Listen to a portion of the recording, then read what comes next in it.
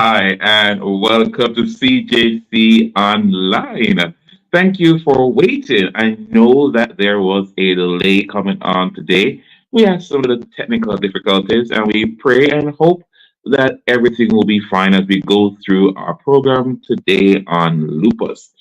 CJC produces this program to the Health Mission Department as we share innovative educational topics about health and lifestyle. Of course, we want you to like, share, and subscribe as we continue to do this cause and promote health ministries around the world. Thank you very much for being here. And we're very, very happy that you have joined us. Now, Your Health and You happens every week, every Thursday. And of course, on first Thursday, we do general health. Second Thursday, men health. Third Thursday is women's health. Fourth Thursday, children's health. And fifth Thursday, we deal with mental health. And therefore, we are here to do a program for all women. And I know you're used to having a female hosting on third Thursdays, but hey, today you got me. And we have a number of wonderful women who will be sharing and guiding us through today's program. Of course, I must tell you that this is for educational and informational purposes only and does not constitute providing any medical advice or professional services at all. So before you embark on anything shared in this program, we invite that you please consult with a healthcare provider or your physician. Thank you very much for understanding. And of course, we are looking forward to having a wonderful program. Today's program is on lupus, mainly the SLE part, systemic lupus erythematosus. That's what we'll discuss today. Lupus is it's lupus month, and of course, you would have seen some persons wearing purple all around. You may have been to the hospital and see us wearing purple shirts with the lupus logo on it. We indeed know that this needs to be promoted. It's a part of what we do. And we have a wonderful host who will come on and share her knowledge with us. But before we dive into our discussion on lupus, we're going to go to a reading from Ellen G. White, which will be followed by a prayer from our communication director, Kimari Walker Medley.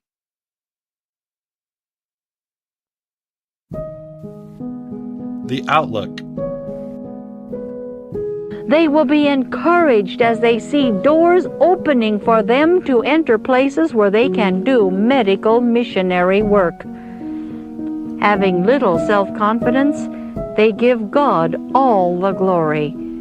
Their hands may be rough and unskilled, but their hearts are susceptible to pity. They are filled with an earnest desire to do something to relieve the woe so abundant, and Christ is present to help them. He works through those who discern mercy in misery, gain in the loss of all things when the light of the world passes by. Privileges appear in all hardships, order in confusion, the success and wisdom of God in that which has seemed to be a failure. My brethren and sisters, in your ministry, come close to the people. Uplift those who are cast down. Treat of calamities as disguised blessings, of woes as mercies. Work in a way that will cause hope to spring up in the place of despair. God, the source of wisdom and power. To every worker I would say, go forth in humble faith, and the Lord will go with you. But watch unto prayer. This is the science of your labor. The power is of God. Work in dependence upon Him, remembering that you are laborers together with Him. He is your helper. Your strength is from Him. He will be your wisdom, your righteousness, your sanctification, your redemption.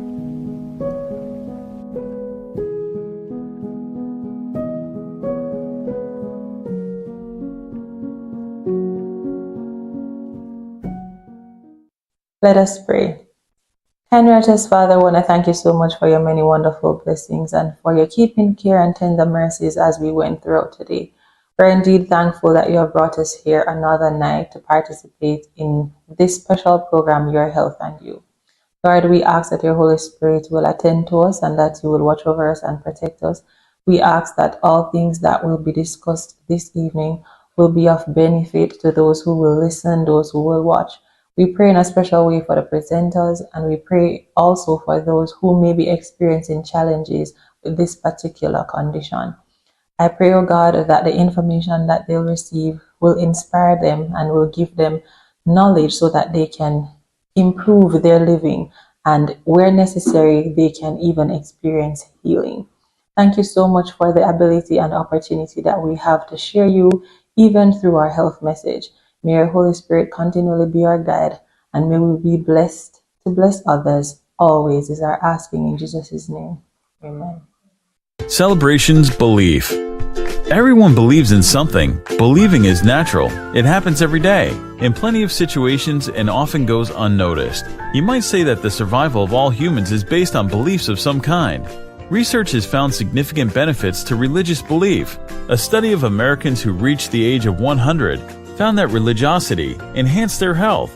Although many questions remain unanswered, it's clear that the benefits of trusting in God result from more than simply attending religious services. Belief is also linked to quality of life. It increases life satisfaction and personal happiness, and is associated with fewer negative psychological consequences due to traumatic life events. Trusting in a loving, powerful God gives you the ability to enjoy a healthful lifestyle, as He fills your life with abundant peace and joy.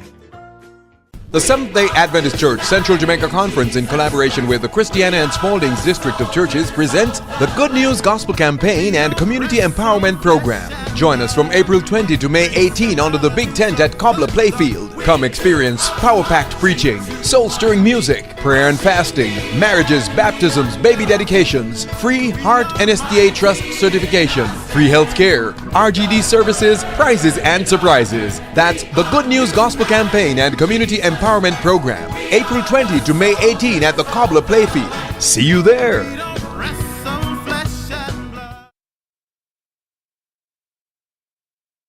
Of course, we're here. We're going to discuss lupus. Yes, lupus is our topic today. Now, lupus is an autoimmune disorder that is often called, guess what? The great imitator. Yes, it is, because it can resemble many other diseases and conditions. In fact, when I first came across lupus in my medical practice, I didn't even know what I was looking for, because I was so used to the training that says look for this particular rash or that particular rash, and the person presented without the rash. And it took a little while to get the diagnosis going. It's an imitator. It actually, when the first time I saw it, it looked like dengue. Yeah, so it's the great imitator. Now, despite the fact that lupus can affect men and women of all ages, it's normally occur 10 to 15 times more in females. And therefore, that's why it's on our Woman Thursday, because, even though men can get lupus, and I actually met a man with lupus, this condition primarily affects women. Therefore, 90% of lupus patients are indeed women, and women of childbearing age. So I'm talking about 15 to about 44. Once you're able to have a child, that's where it tends to hit. So yes, now there's something else about lupus that you need to know. 2 to 3 times it's more common in African Americans, Hispanics, Asians, and Native Americans when compared to the Caucasian race. So yes, it happens 2 or 3 times more in these ethnicities. So it's a simple thing to know. So we need to find out why, what's going on, what's condition, why it's so important to know, and all the questions that we have to ask. And we have one of the best persons to give us the advice and guide us through this lupus discussion. Our guest is Dr. Desiree Reed. She's a consultant rheumatologist, a specialist in internal medicine and rheumatology, and of course, lupus. She was certified by the American Board of Internal Medicine in internal medicine and rheumatology in 2005 and 2007, respectively, and has extensive training and experience in lupus clinical care and research. She's a fellow of the American College of Rheumatology. Dr. Tola Reed heads the rheumatology division at the Kingston Public Hospital and is a medical doctor at the Collaborative Care Internal Medicine. She's also, guess what, the president of the Lupus Foundation of Jamaica, a volunteer run organization that promotes public awareness, teaching, support, research, and improve the outcomes of persons living with lupus in Jamaica. We have the expert, and we're very, very happy to have her. Now, of course, there's something I love also about Dr. Tola Reed. She is a Seventh-day Adventist, and she attends the Constant Spring Seventh Adventist Church. We're very, very happy to have her. And of course, we want you to type your questions in the chat. So she's going to be here to answer all your questions, and we're grateful for her help. So we're going to go straight, Dr. Tola Reed, right after this brief message. Chronic diseases such as heart disease, cancer, stroke, and diabetes are responsible for 7 of 10 deaths among Americans each year and account for 75% of the nation's health spending.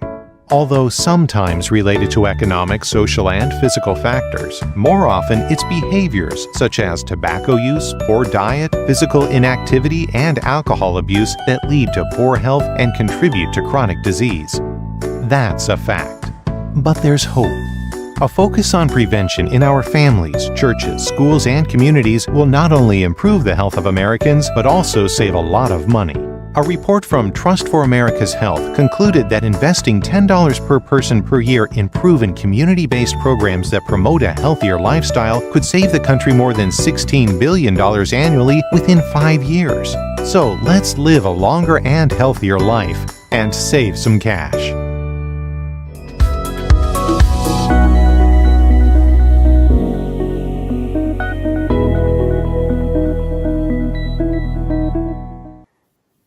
Okay, welcome back. Welcome, Dr. Tola Reed. We're very happy to have you. Welcome to our program. And of course, we look forward to your knowledge. All right, so Dr. Reed, Tola Reed, tell me something. What exactly is lupus? So that's such a good question. I was enjoying your discourse because it can be confusing to many people. Sometimes I like to start with what it's not. So lupus is not cancer, and also lupus is not contagious. You can't catch lupus from anyone or give it to anyone. So lupus is known as is one of a family of conditions we call autoimmune conditions. And autoimmune, that word auto actually means self in medicine. And so we're talking about conditions in which our body's immune system or defense mechanism actually becomes dysfunctional. Instead of just protecting us from external threats, it actually may start to attack our own healthy tissues and organs. And that is generating inflammation and can lead to damage. And that's how you develop an illness. So there are actually thousands, probably hundreds, I should say, over 100 autoimmune conditions that are named. But lupus is considered to be one of the potentially the most serious, because with lupus, almost any organ or tissue can become involved. Interesting. So what are the different types of lupus? So, well, as you indicated earlier, the main thing that we're referring to when we say lupus is also called systemic lupus erythematosus. It's really not necessary to learn that by heart, because usually when we're talking about lupus, we're talking about a systemic condition that can affect different parts of the body. But there are some persons in which the lupus, the inflammatory process, is only affecting the skin. And then we refer to that as cutaneous lupus or skin lupus. That can still be serious because, of course, our skin is what we show to the world. And, severe inflammation of the skin can lead to scarring and so on, and change our appearance. So that is still important, but there are a proportion of people who have just skin lupus, and maybe a third of them or so can develop systemic lupus eventually, usually within the first few years. So those are the two main areas. Sometimes we hear people refer to drug-induced lupus. That's actually a very specific condition. It's not really the same as having a chronic autoimmune condition, but there are some people who have a reaction or a sensitivity to certain drugs, and as a result, they develop symptoms and signs that very much resemble typical lupus, but they're not persistent. Once you stop the medication, then those tend to resolve. So we don't tend to categorize it as a form of lupus in the regular sense. And then persons may hear of the term neonatal lupus, or babies being born with lupus. Well, actually, the baby doesn't necessarily have lupus, but what has happened is that some antibodies that the mom may have, autoantibodies, actually may cross the placenta, react to certain tissues that the baby has, and that may cause the baby, when it's born, to have a rash, or in the rare cases, it may actually affect the heart, a section of the heart that controls the rate of the heart. And so that baby may have neonatal lupus, but they actually don't have the lupus disease. It's just that while they were in the womb, these antibodies crossed and caused that. And the mother may not actually even have lupus. It may just be that they have these specific antibodies. So the baby's not inheriting lupus. I would ask the question if the neonatal lupus was linked to the mother having lupus, but you're saying no, it's not linked. No, the mother doesn't have to have lupus. So there are many healthy people who have the same antibodies, autoantibodies, that we often associate with lupus, but there are healthy people who also have them. And they're not doing themselves any harm, but if they're in high enough amounts, occasionally this can happen where they cross the placenta. Because in a good way, our maternal antibodies actually protect babies, and that's a good thing in a healthy situation. But these abnormal antibodies, I didn't really define what antibodies are. Antibodies are proteins that your body makes to help it recognize something, and it's usually something that it wants to get rid of. So it marks that thing in a special way and has these proteins that help it to recognize it, so it can always get rid of it. And that's the way the healthy immune system works. And that's why you don't get mumps twice, or when you get vaccinated, you don't go and get measles and all these things, because your body has learned to recognize these things and has made the antibodies that protect you. So under normal circumstances, antibodies protect us. But some people, if their immune system is dysfunctional, and many autoimmune conditions are associated with a tendency to form autoantibodies, which are antibodies that are directed towards ordinary parts of our body. So that's when it can cause a problem. So why does that happen? And especially for SLE, lupus, why does the body turn on itself and start fighting itself? What are the risk factors? Wow, that's a question of the ages, if we're trying to understand the process. So there's a lot we're trying to understand about the process that leads to this kind of dysfunction and then ultimately to illness. Because this is a process that we're learning that may occur over years before the body is, I would say the body is, everything in the body is regulated. We're really fearfully and wonderfully made. Everything is so precisely regulated that when you have a breakdown in these regulatory mechanisms, your body may still compensate to a certain extent, but there can be a point where things really do lose control, and then you have an actual illness. But there are many people in which they may have somebody who suddenly gets diagnosed with lupus, but if they have samples, they can go back years and find the point where they started to develop antibodies and they weren't sick at all. So the process it's complicated, and there are probably many factors that go on over time and cause your body to lose tolerance and things to build up. So there are risk factors. Many of them are not within our control, as you pointed out, being female, for instance. So it's speculated or it's believed that there's a hormonal factor that may in some ways set us up or increase our risk of developing these autoimmune conditions. And that's interesting because many times the hormones for women do a lot of good things because they protect ourselves in a lot of ways, they protect our babies and so on. But it may be that, it seems to be that during these years when the hormones are higher, in the age group that you mentioned, between 15 and 44, is when 80% of persons become diagnosed with lupus. It can occur at any age, but it tends to happen much more in that group. So you don't have control of your gender, your age, as we mentioned. Again, we have that age group. And so this is a condition of the young, and that's not really typical for most chronic conditions, right? So in this case, this is the average age of diagnosis for lupus is 22. So 20% of people are diagnosed as children. So that's a risk factor. Other things that may be risk factors may be race, and you mentioned that. The ethnic groups, the pigmented people, the Asians, the African Caribbeans, and the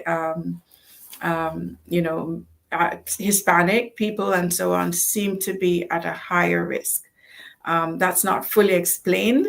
There may be many factors, but obviously the whole genetic setup, we know that if you're part of a family in which persons have autoimmune conditions, then statistically your chances of developing another autoimmune condition, such as lupus, is higher. So if you have an immediate family member with lupus, you have a higher risk. It doesn't mean that you have a very high risk, but the risk is higher. So the autoimmune conditions often cluster in families, and lupus is no different. So those are some of the risk factors that we know of, most of which most people don't have any control over. So lupus can come on as quite a surprise. It can hit you at the peak of your productive life, when you have no time for it. And it's not really considered in the sense a lifestyle disorder where people can say, well, this caused it or that. We're learning that there may be environmental triggers, and so we do recognize those are triggers for maybe disease onset or the appearance, the manifestation of the illness, rather than being the cause. It may be just a trigger that brought it out to the surface, and these are the same triggers that also cause people to have flares. So for your listeners, there are lots of different signs and symptoms that people with lupus can have, and you intimated that. What I don't understand, Dr. Reed, is that it occurs primarily, or at least more, in pigmented females, melanin. But yet still, one of the environmental triggers is sunlight. One would assume that the darkened color would have protected us from the UV rays, but it's not the case for SLE. Well, it doesn't seem to be. There are people who show up and say, I went out for a day at the beach, and then the next day, a few days after, pains and so on and so on. So we know that there are many people with lupus who have what we call photosensitivity. They actually have rashes that may come out in the sun. But even with people who don't have those kinds of rashes, sunlight and UV may be a trigger. We're not sure why. One interesting thing, though, that we're coming to understand a bit is there is an association with vitamin D deficiency and one's at risk for lupus. And what many people may not realize, because we're in the tropics, is that people who are pigmented as a group in general more often have lower vitamin D levels. We don't convert or activate the vitamin D as efficiently because of the pigment. So That's something for speculation, but there has been observed a link between your levels of vitamin D and even the disease activity when at times of the flare. We don't know if that's necessarily the cause, but there's an association. So that often occurs together. And so one of the things that people are doing, some persons with lupus very often are doing, is that people are making sure they keep their vitamin D levels at a higher range, even though we're not quite sure, what the actual relationship is. So there's a lot of speculation, but it may all be genes. It may not actually be the pigment, but there's family resemblance, and that may be all there is to it. All right. What are some of the signs and symptoms of lupus? And this caught me because I was trained to classically look for the butterfly rash on the face, the male rash. But that's not it doesn't always present in every single case. So what are the signs and symptoms of lupus? That's very important to know. I think it's good for your listeners to be familiar because, and to give yourself credit, you did say that it's a disease of many faces. And we are taught in medicine to always keep an open mind. And so we also don't want to spot diagnose everybody with lupus and miss dengue, because that can also have serious consequences. So we still have to be systematic about how we approach things. And sometimes patients may find that frustrating, but we are doing what we're supposed to be doing. So very often, many people with lupus, the signs and symptoms that they may have may not be specific to lupus. And that's what can be confusing or can cause the diagnosis to take a while to be clear. For instance, chronic fatigue, just feeling tired. That's not specific to lupus, but that can be a symptom that people develop. It may not be explained. Having fevers, what we call systemic symptoms, losing weight, that kind of thing. A lot of people with lupus get joint pain. That's a very frequent symptom. And we know that lupus is not the only condition that causes joint pain. And especially when it's just come on, you really don't know what you're dealing with. It can be dengue, and so on. And then it can be all these other kinds of arthritis. Another common symptom with lupus can be rashes. You mentioned that classic butterfly rash that goes across the cheek that people consider very, supportive or suggestive, very suspicious for lupus. But again, you may not have those kind of rashes. If you get rashes that scar, though, or rashes, spots in your ear, patches of hair are falling out and a rash is there, those can be what we call discoid or deep chronic lupus rashes that may be scarring the skin. And you can also have, as I mentioned, rashes that get worse on sun exposure. So you have a rash that's in the shape of your neckline or on your forearms, because these are places that are exposed to the sun. Photosensitive rash, we call it. So these are some rashes that people may have. Hair may fall out suddenly, and that doesn't just mean that when you're combing your hair, you see hair in the comb, because it's normal. Your hair is supposed to turn over.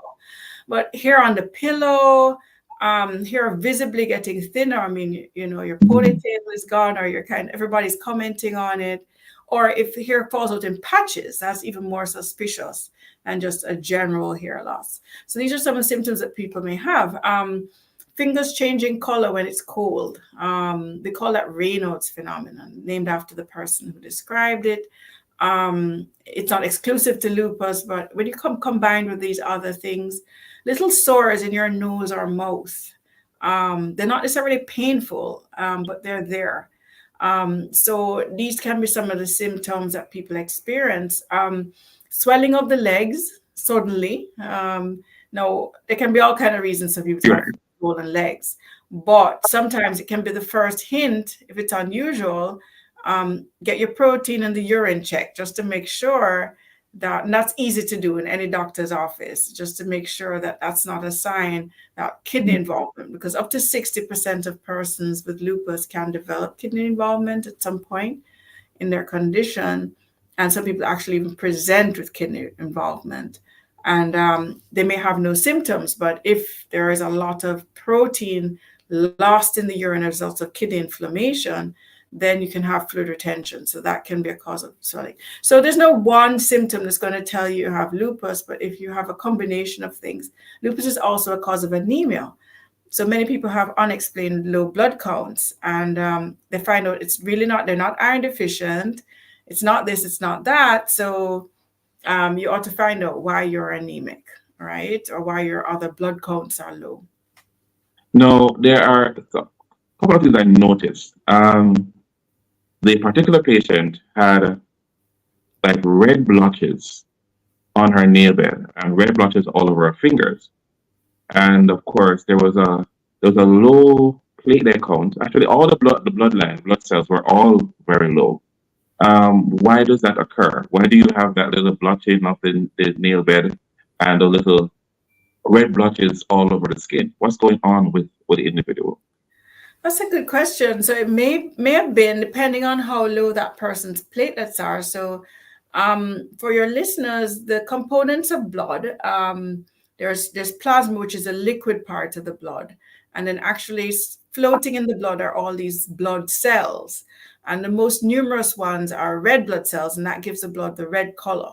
We also have white blood cells, which are part of your immune function, your immune system. They're the sort of army men of the immune system that also swim in the blood.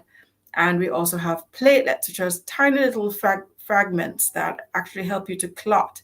So if there's a break in your blood vessel, blood can start leaking out, but those little platelets actually plug the hole and then allow you to form a solid clot. So that's a very important thing. So if platelets are too low, if they go below, they're usually somewhere in the hundreds, and if they go too far, like below 50 or even lower than that, then you can actually start having leakage. So if there's a cut, it doesn't stop bleeding right away, or if there's a bruise, then the blood vessels break and the blood leaks out, and you get these bruises or spots or blotches. So that can be a reason to have blotches, or you might find you brushing your teeth and then your gums are bleeding, or you're getting nosebleeds. And that can be the first clue that would cause somebody to check your blood count and discover that your platelets are low. So that doesn't only happen in lupus, but that can happen as part of lupus. And at the nail beds, it's hard to say because, it can be part of a lupus rash, especially there's some lupus rashes that are on the palm too. We call it vasculitis, inflammation of the blood vessels, and then the blood leaks out and leaves you with these tender spots on your fingers or your feet. But there are, it takes some experience sometimes because there are some mimicas. There are other autoimmune conditions that affect the blood vessels of the nail bed. So that can affect the color of the nail fold. So I'm not sure if you meant nail bed or nail fold. Nail fold. Sorry. Yeah. So maybe because our platelets were low, depending on how low they were, then that may have been the reason that she was getting the blotches. But it's not a reason to panic just because you have one bruise. We all get bruises. We don't remember when we got them. It's if you have an excessive number of them or they're occurring spontaneously that you'd really want to go and have your blood count checked, make sure your blood counts are all okay. All right. So how do we go about diagnosing this? How do we go about having something definitive to say, hey, well, you do have lupus or you do have SLE? How do we go about doing that? So as you pointed out, it starts with somebody actually showing up and saying, I'm concerned about this issue and I'd like to have you look at me. So this is why public awareness is so important. Programs like this are so important. Somebody comes, they may not think that they have lupus specifically, but sometimes they do. So it starts with hearing the symptoms, asking about certain symptoms. We call it in medicine a history. So we try and get information, and sometimes patients may rush us and say, why don't you just do a test and that will tell you. But there's nothing in medicine that you just take a needle and just do things. You actually need to ask questions and you need to examine the patient. So if you hear a number of symptoms like this, you may ask, they're maybe having joint pain. Then the doctor may ask you, have you seen your hair falling out? Have you been getting sores in your nose or mouth? Have you noticed your fingers changing color? So you want to ask some of these questions. either they didn't bring it up, and then you're going to examine the patient carefully. You're going to look in their hair. You're going to look on their skin. You're going to check it to see if they have lymph glands that are swollen, which can be a sign of the immune being activated. And you're going to examine their joints to see if the joints are inflamed. When you squeeze them, they hurt, and that kind of thing, and check different things. So the lupus can also affect different parts of your body, even your lungs. You can get inflammation around the lungs and heart and that kind of thing. So you examine the person carefully and you look for these clues, and then that will help you to select testing. Because there's no test that you can just go out and say, oh, give me a test for lupus. That does not work. And so if healthy people go around asking for tests for lupus, you're going to cause yourself a lot of grief, and then cost yourself a lot of money or the government a lot of money. It doesn't make sense. So tests have to be interpreted in a context, and without that context, the test can be hard to interpret, because I mentioned before about healthy people walking around with these antibodies and they don't have lupus, they don't have anything, right? So it's the context that sets the scenario. And then when we're doing tests, a lot of people expect us to go and check for these antibodies, lupus antibodies. That's fine. If you suspect lupus, checking for lupus antibodies, those may take a week or two to come in, or even longer in some cases.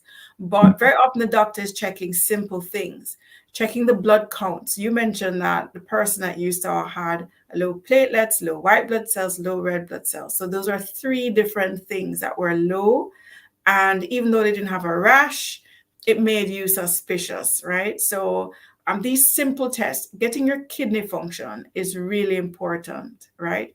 Getting a urine sample should always be done. I mean, have every excuse. If somebody even says that they have lupus, no matter what they're walking into your office for, if you have the opportunity to test their urine for them, that's so helpful, because you can detect protein in the urine, which can be a clue to kidney inflammation, even in somebody who has a normal kidney function.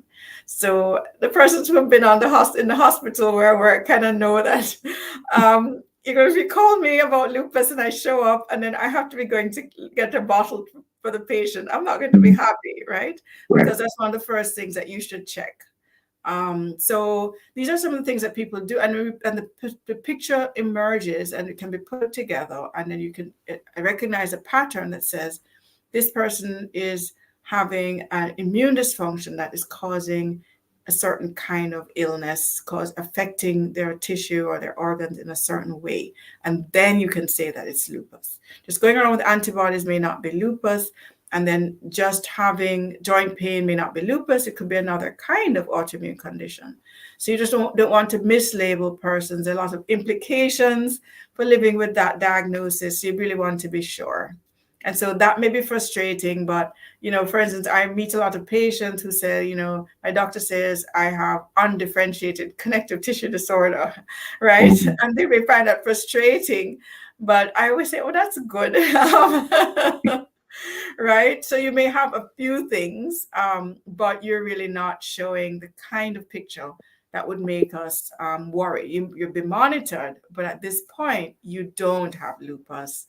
We're not going to say you have lupus, just to put you in a category, right? All right. So how is this treated? And we do have a guest online who does have lupus. He's living with lupus and he's coming on shortly. But how do we treat lupus? The most important thing with lupus is to restore balance to this immune dysfunction. So the body's immune system is attacking your tissues, and it may be attacking a vital organ. For instance, lupus may affect a vital organ like your kidney or your nervous system, the brain, the spinal cord. Actually didn't mention that. In a way, people not thinking straight, confused, having seizures, somebody having trouble walking or moving their limbs.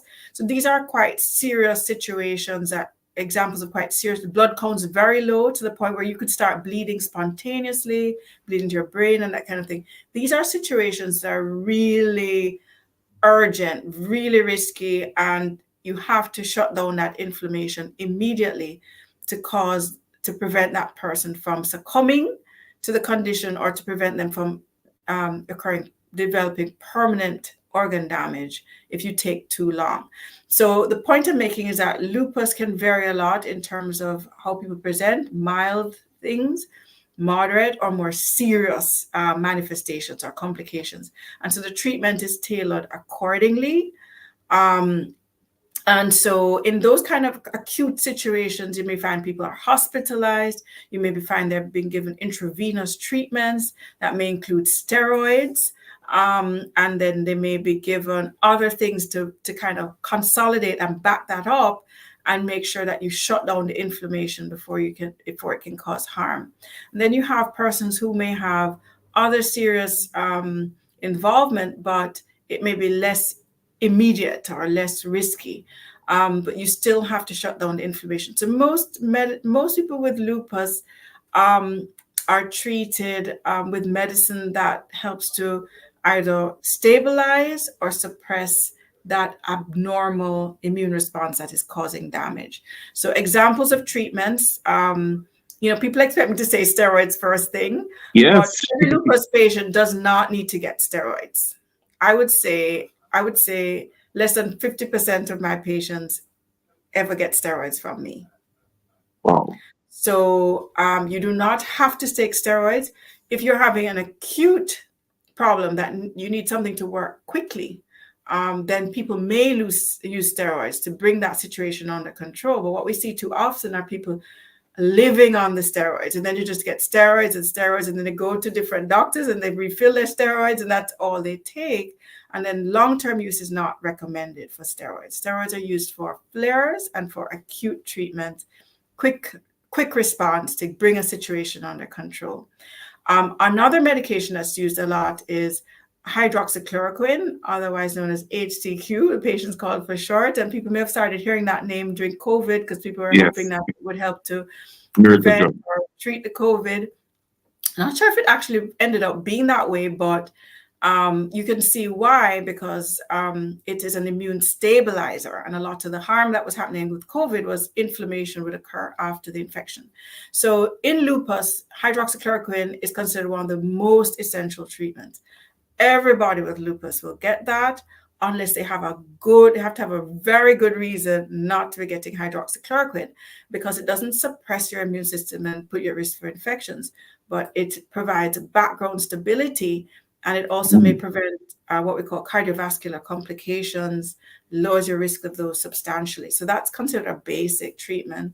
And then in people who have more serious lupus, then you may need to add to that extra things to keep the inflammation down. These may be medicines that methotrexate, azathioprine, leflunomide. Some people who are on them will recognize them.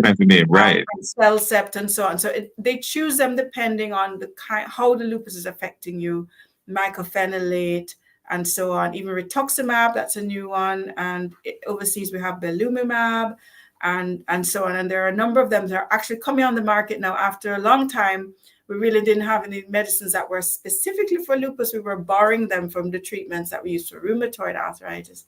And they've been working well, but for some people, they have these targeted therapies that just, there are molecules that actually just do one thing and help to cut back the antibodies that are triggering the inflammation. So there are a whole range of treatments that are available now, and we're finding that more and more, the majority of people actually can have their lupus under good control and actually live quite healthy lives and quite long and full in lives in length if they have access to the appropriate care, that they're carefully monitored by people who are experienced in treatment of lupus.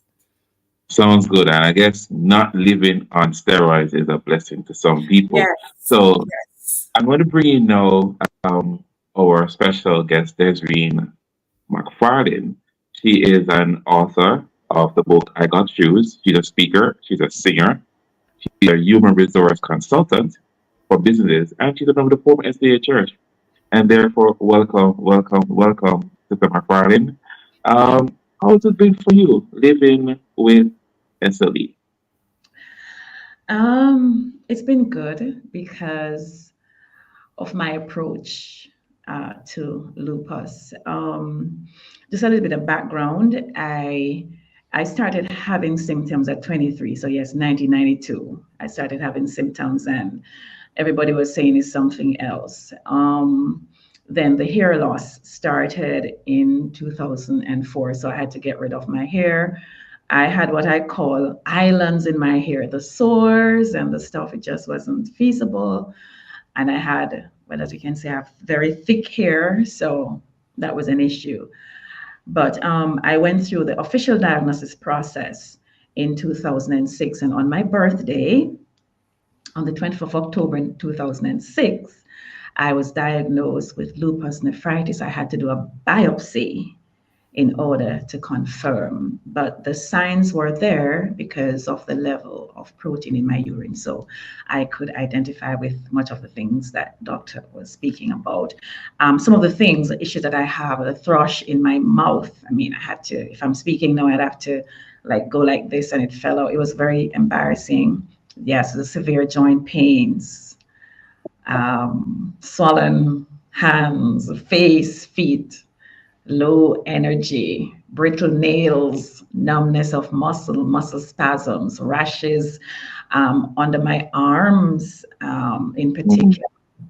And of course, maybe 5-6 times I had to urinate at night. So we knew something was wrong. So that's how it all started.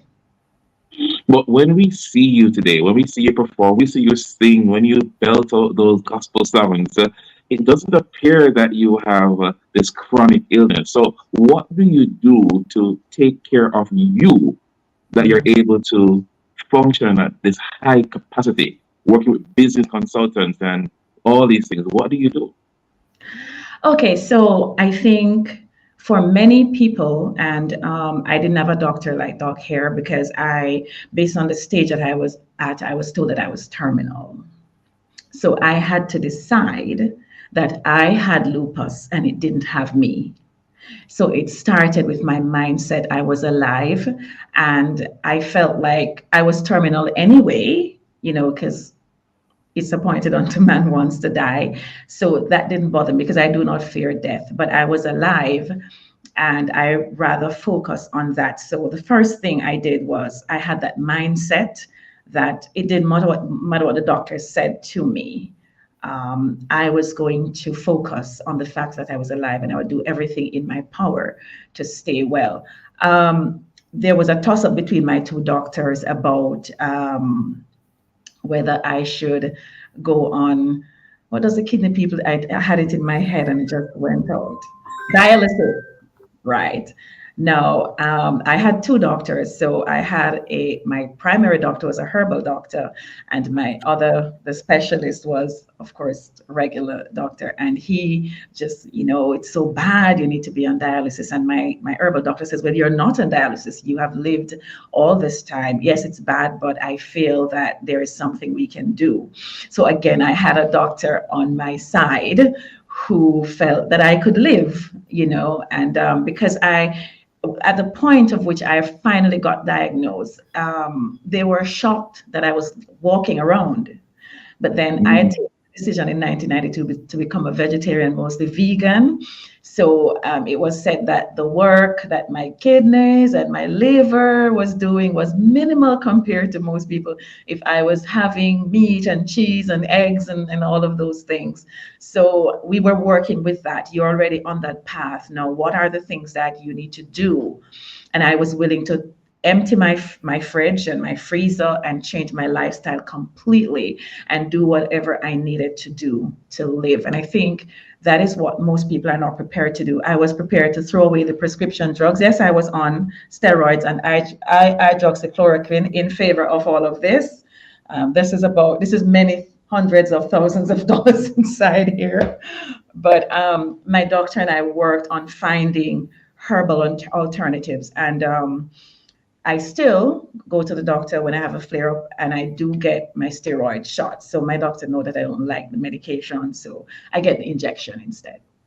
right. I get an I'm injected with something that, calms me. Because I think he knows from looking at me that I'm not taking the steroids. I think it is clear to him. So he doesn't bother. He just says, Des, I'm going to give you 2 injections today.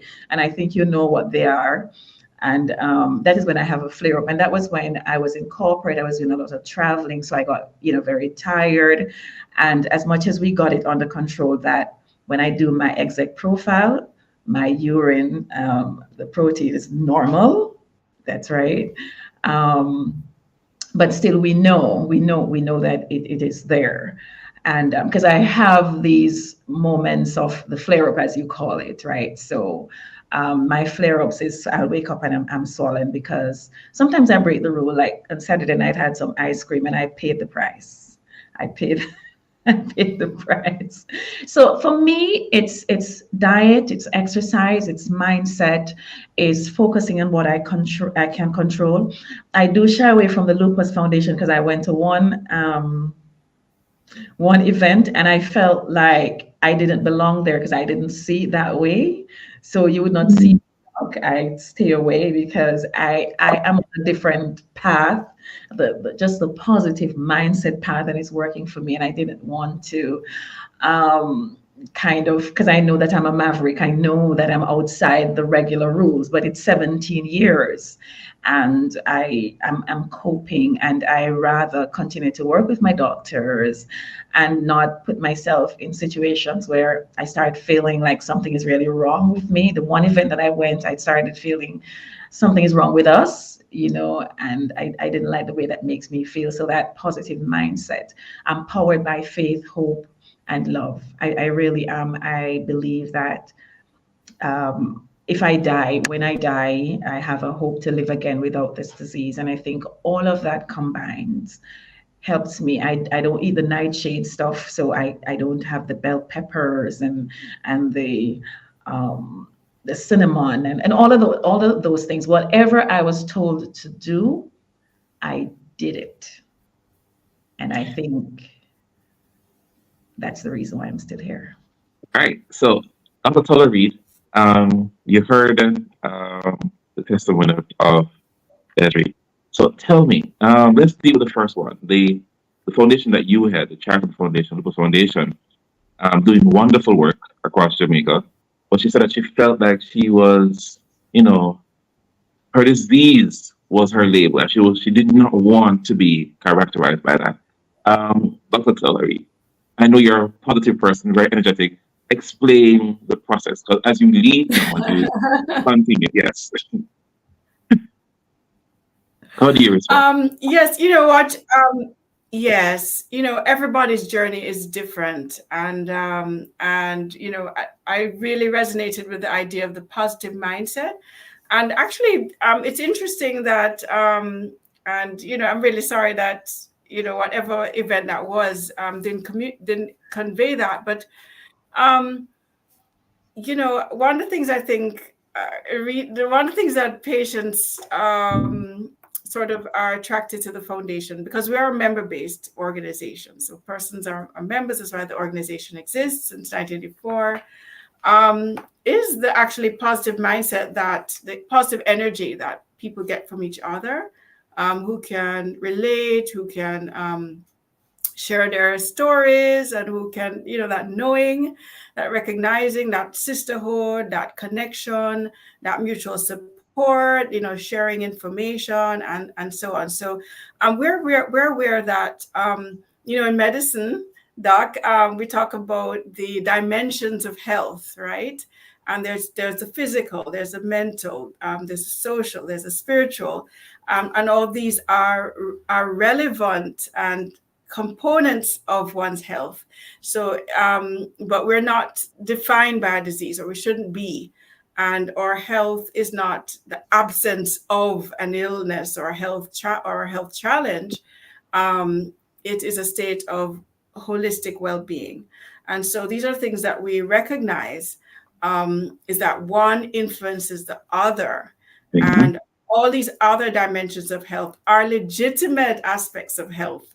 So I think recognizing that is really key. And I think that's one of the reasons that the foundation exists, is because I heard somebody once say that the group is one of the most powerful human agents of healing that there Yes. is. And so there is a lot of value in support. The statistics show that. Some people may not feel that that need as much as others. It's going to vary in terms of where people are. And many people are part of the foundation because they're at a stage where, as you can see, very often as persons move out into an older age group, we often find their disease becomes more stable or easy to manage, or just the experience of being able to deal with things. But actually, very often disease stabilizes. And many people are in a mode in which they are giving. So they're parts of the foundation because they're there for others, and Mhm. they're there to share information. As a matter of fact, we're actually in the process of we're a special program that we're embarking on, what we call our peer support volunteers, and we've been doing that in a way for all the years, but we're kind of looking to formalize people with the skills that they need to give the kind of support that each other needs. And I love the whole lifestyle change Yes. that, and this is importance of it's very important to be monitored, and it's very important to be a part of a treatment program that one is willing to commit to, and to find a doctor that is able, or a health professional is able to walk with you along that path and recognize your priorities and so on. And so one of the things is the confidence, because the confidence that comes from being able to feel like you're part of a therapeutic relationship and you can cooperate. So for instance, there are many people who get so frustrated with taking 10 pills. Mhm. And actually, well, what our guest has shown, Desiree has shown, is that she has her 10 or more pills. It's just that they're herbal pills. But if she feels good about the effect that what they're doing for her, then that can make all the difference. And that may not be the end of the story or the final story or the only option. And we do try to, what we're finding is that more and more we can keep people in a state where they are out of flares. So we're actually in control of the disease. And so Amen. that's what we try to achieve. And that's why it's helpful to have a rheumatologist involved with the care. But as you say, the foundation is celebrating 40 years this year. And it exists, a volunteer-run organization. So it exists because people believe in the cause and we're making a difference. And so we still invite people to become a part of it or to support we help to raise lupus awareness. That's why I'm online now. So we do our public awareness campaigns, and public awareness is so key because persons with lupus live with many challenges.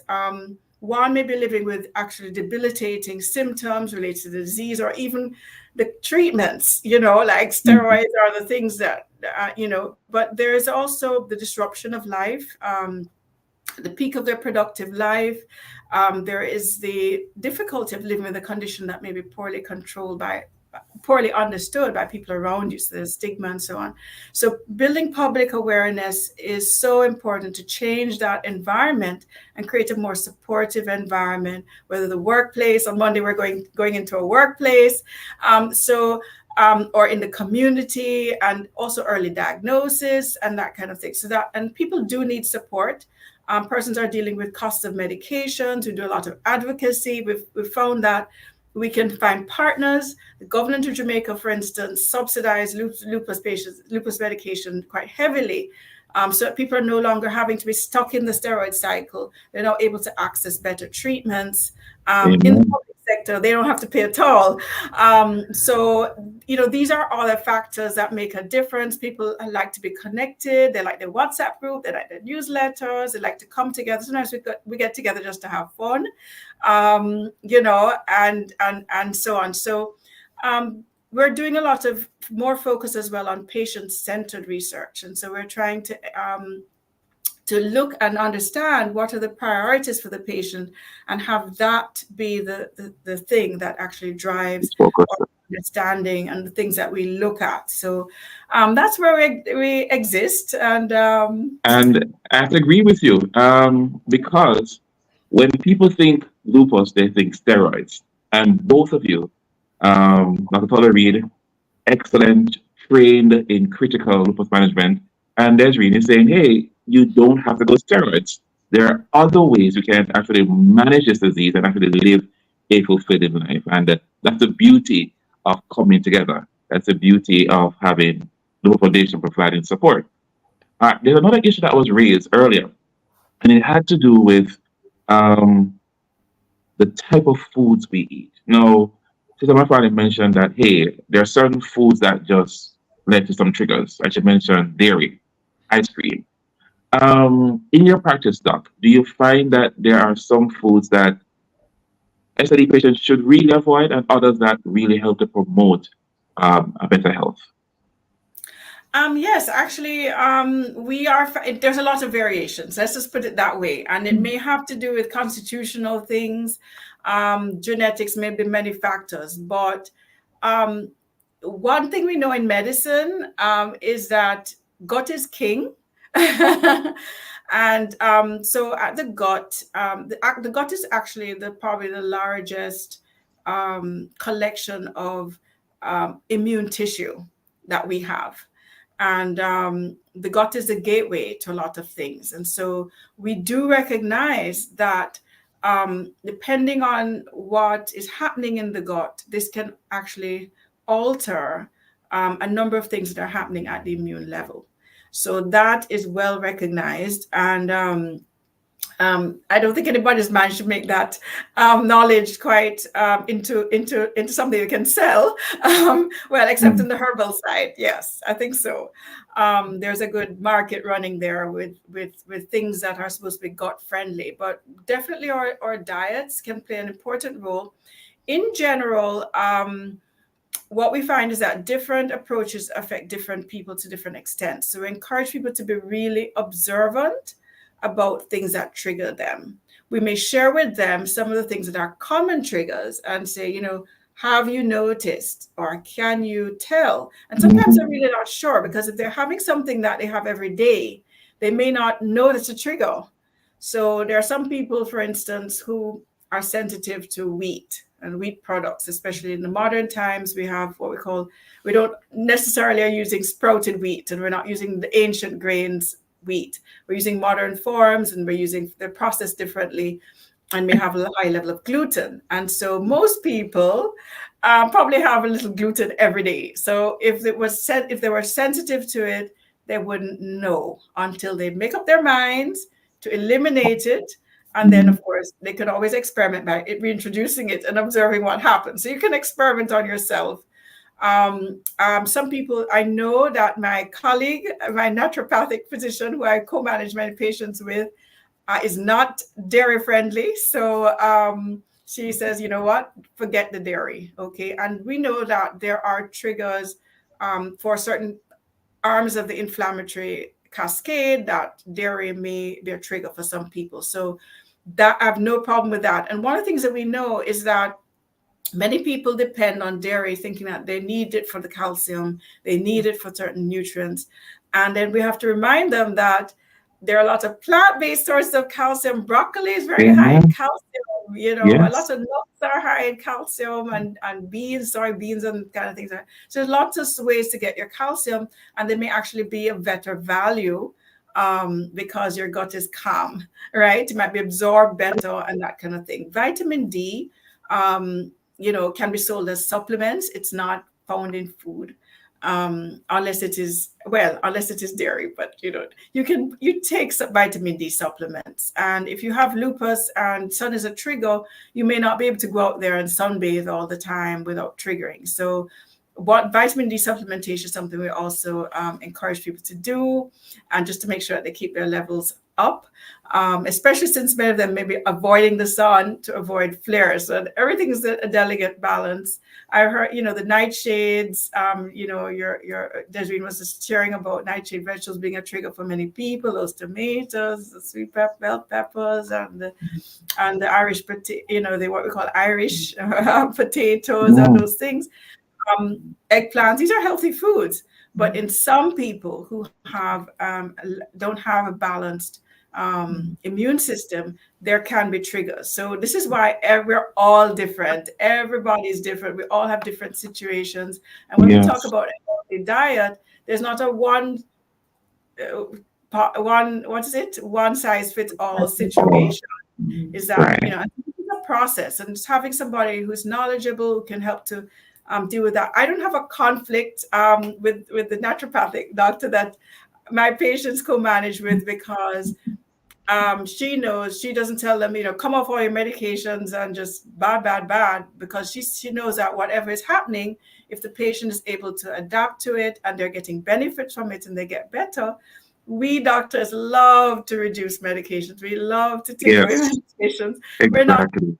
We don't have shares in the pharmacy. So we love when patients are doing better, and then we can wean medications. So once people are doing better, then there's always that opportunity to wean off those things. And we don't want people to be in a cycle of flares, because in a flare, anything can happen. You may think that your flare is just a joint pain, but internally what may happen. A flare can get out of control. It's like when they say fire, this is where a flare comes from.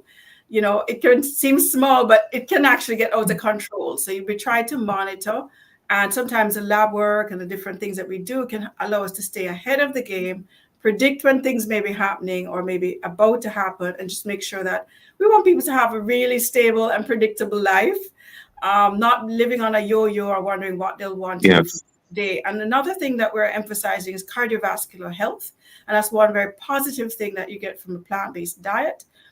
Persons with lupus are extremely high risk of cardiovascular disease. And this may also apply to other autoimmune conditions like rheumatoid arthritis. And so we're recognizing that now that people are surviving lupus, we're finding that there's these other aspects. So you need to know what your cholesterol is like. You need to know and there are other factors to health. You have to be exercising. Are you doing resistance training? Are your muscles in good shape? And what's your bone health like? So there are a number of things that have to be done as people cycle through the life. And then soon, I'm confident there'll be a time when you just cure lupus, and then there's no longer any long story with lupus. And I think we're getting closer. But until then, we're here to come up alongside you and just kind of walk that path with you, and to make sure that, yes, the doctor may do one thing, and then you have all your friends in the foundation who are doing other things, and the people who are advocating. So it's about all these determinants of health, and it's really, lupus is everyone's business. We're in this together. No. So we fight. Now, to be honest, normally we would have closed the program already. That's to be honest. We'd have normally ended, because we do have another program live going on now. But I have to ask 2 questions before I close, and as quickly as you can answer. The first question comes from Marcy. So Marcy's online, and she's saying that she has lived with lupus. She's lived with lupus for 25 years, and her fingers and her toes have been disfigured by the process. And she's asking, is there a cure? Is lupus curable? Dr. Hillary. There's no official cure at this point that people are pronouncing it as a cure. That will guarantee will go away. But there are a lot of treatments now. The treatment approaches are available now. There are more and more conditions that can put you in a long remission, an effective and sustained remission, so that essentially you can live a normal life. Your lab work look good. You feel good. And so one of the things that, and that's one of the things that we try to avoid, what we call damage. So you can get rid of the inflammation. So you no longer have that active inflammation causing active harm, but you may have to live with complications that occurred during the time that the lupus was active. And sometimes I'm not sure what's happening to her fingers. So for instance, there are problems with blood flow that people may have, in which they may actually end up losing parts of the digits. So that can actually happen because blood stopped flowing to them. or it may just be that the joints have changed shape, and there are ways to deal with that.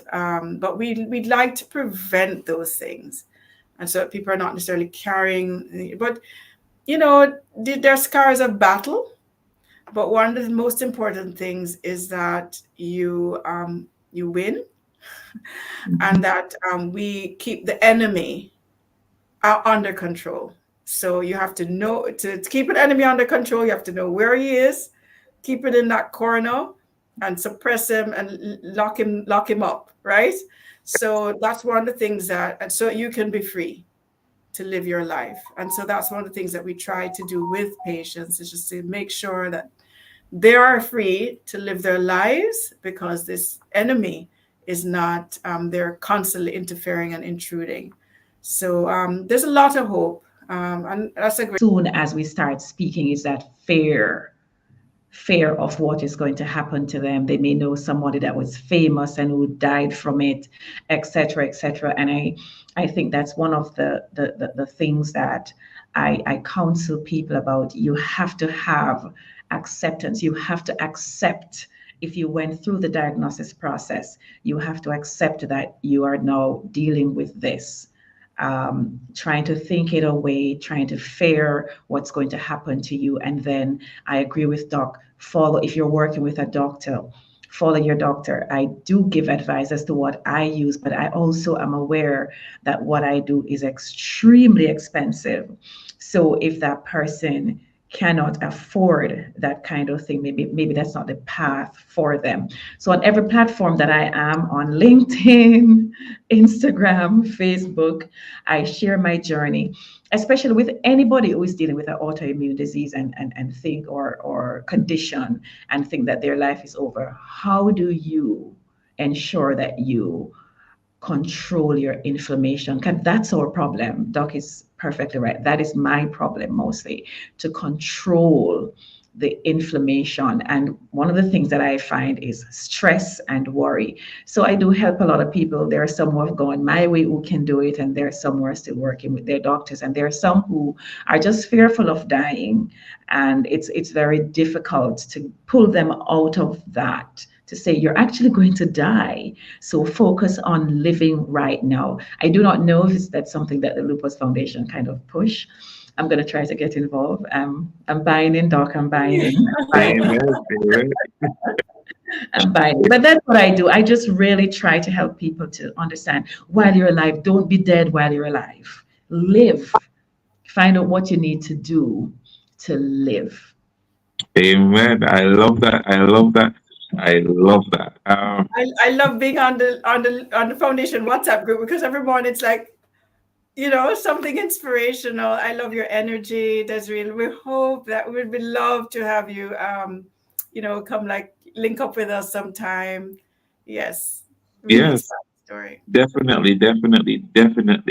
Because being diagnosed with lupus nephritis is a frightening diagnosis. And sometimes as doctors, we can point to the grim fact that, hey, your kidneys are failing, and with a kidney transplant, like Selena Gomez, she got a kidney transplant, then it will be dead. Yeah. But I like the fact that you said, no, don't be dead while you're alive. Wow. And two powerful women who lead. And I would love for you guys to come together and just help to spread the positive energy and share with the world. Lupus is not a death sentence. You can actually live successfully with the disease once you're managed properly. Thank you very much for being here. Dr. Desiree Toller-Reed, consultant rheumatologist, leader of the Lupus Foundation of Jamaica, a non-profit organization that goes spreading across our island what we need to know about lupus. And thank you, Mr. Mafradin, a business consultant, and of course, a author of I Got Shoes. Yes, a wonderful book that you guys need to read about being inspired to enjoy life. So thank you very much, ladies, for being here. Thank you for joining. And yes, I said it earlier, lupus is not only for women, but primarily 90% of the cases are women. And therefore, that's why we think it's important that we share and get this message out. Thank you very much for being here, for being a part of this program. As always, I do appreciate you. Remember to share this program with as many as possible because lupus is an imitator. So therefore, there are persons who may have a condition who may not even know. So share this program with your friends and your families so that they can know what to look out for and that they can learn about this disease. Thank you very much for being here. Thanks for watching. Of course, next week we go back to our regular time at 7:15. And of course, this is my prayer for you. Beloved, I wish, above all things, that thou mayest prosper and be in health, even as thy soul prospereth. Stay tuned to CJC Online as we continue to worship and praise our God. Do have a wonderful evening.